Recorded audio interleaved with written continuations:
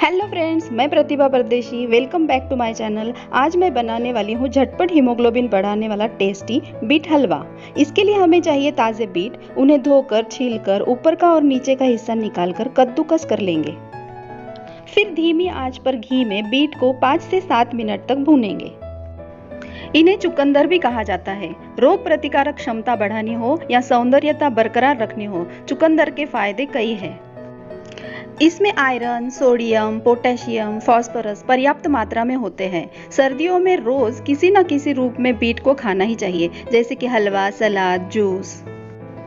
Beat में अपनी ही मिठास होने के कारण हम इसमें कम यानी आधी कटोरी शक्कर और 1 कटोरी मलाई वाला दूध ऐड करेंगे।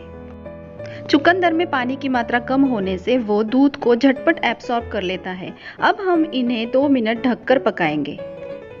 इसमें मौजूदा फाइबर्स पेट को साफ रखने में मददगार होते हैं। चुकंदर की जड़ कफ निकालने वाली और कमजोरी दूर करने वाली होती है।